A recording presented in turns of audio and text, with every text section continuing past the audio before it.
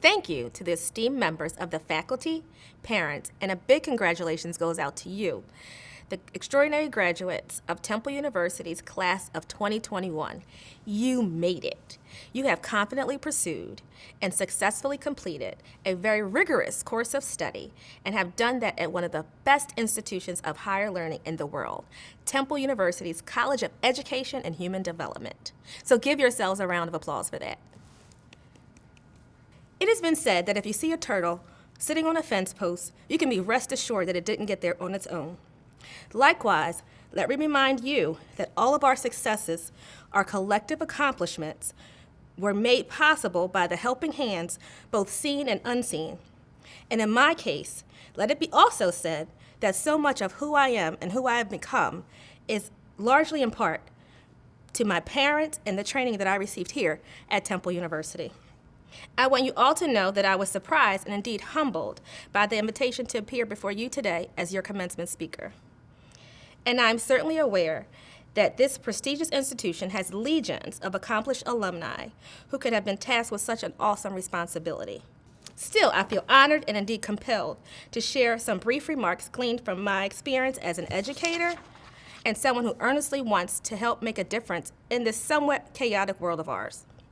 Most importantly, I hope you will see in the particulars of my life some broad applications and meaning for your own personal life's journeys.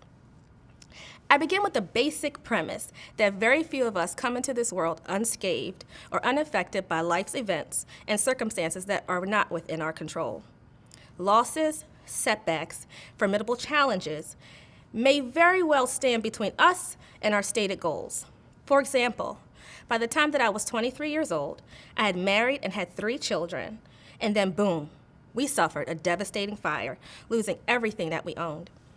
We recovered, and in 2010, after 15 years of resiliency and hard work and studying at a snail's pace, I stood where you are standing today as a graduate of the College of Education. But an even more devastating breaking point came with the sudden death of my husband that left me a widowed mother to 5 daughters. There were so many days following his death that I had no desire to live. God did not let me die even when I begged not to live. I literally laid in the bed for months praying to die, but God had bigger plans for my life. If I had gotten my wish, just think where I would be today. I share this with you not to bemoan you about my past or my experiences, but to affirm the fact that even as we celebrate this momentous occasion, this triumph for you and your families, there is still a distinct possibility that you too may experience some unforeseen or unanticipated setbacks. But recent research and clinical practices are helping us meet these challenges head-on every day. And then we can move beyond what is popularly known as post-traumatic stress disorder, or PTSD. Insightful psychologists and writers like Robert Marvel and others understand what it means to be trapped in one's own trauma and are teaching us how to rise above it and then how to even thrive under these circumstances. Looking back over my life, I can honestly say that I always aspired to be a force of good in the world. But it was through gut-wrenching adversity that my thinking became more focused and more rooted, and I finally reached the stage of post-traumatic growth. Post-traumatic growth is the basic idea that it's just not enough to bounce back from adversity. It is way bigger than that. It is the idea that we have a social responsibility and a duty to ourselves and our community to use those heartfelt challenges and adversities as a vehicle or stage we have gone through to help those who cross our paths who are struggling in similar ways. In brief, I was able to channel my deep pain into socially beneficial outlets. In fact, my decision to start Murphy's Market was a direct outgrowth of a search for post-traumatic growth opportunities that might transform victimhood into victory. Not for just myself, but for myself and others. At Murphy's Giving Market, we believe that everyone has the right to sufficient, safe, and healthy food options. We also believe that people should be served with dignity and respect and treated as our friends, shopping at the free market with a choice and a voice. There, we do our best to prevent any member of society and of our community from suffering hunger and strive to provide as many community resources to end poverty and food insecurities that are within our power. You see, my philosophy or scripture that I live by is to whom much is given, much is required. Whatever we have, we must give, and we must help those who we meet who are struggling in similar ways.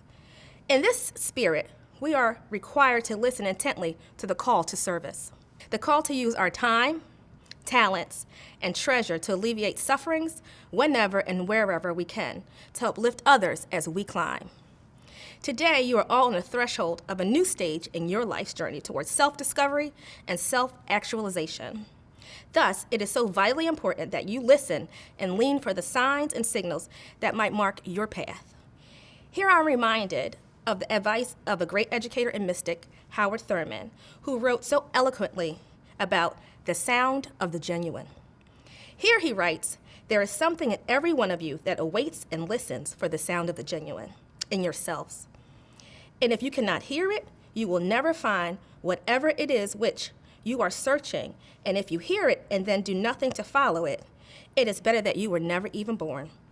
You are the only you that has ever lived. Your idiom is the only idiom of its kind in all existence.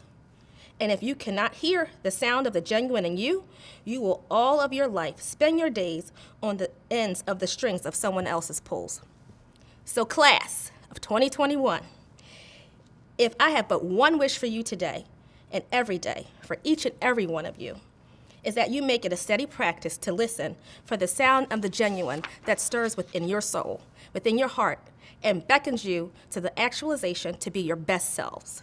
For regardless of your chosen career or field of endeavor, I believe that you, in that special place, will achieve authenticity, and in that sacred place, you will experience a peace that surpasses all understanding.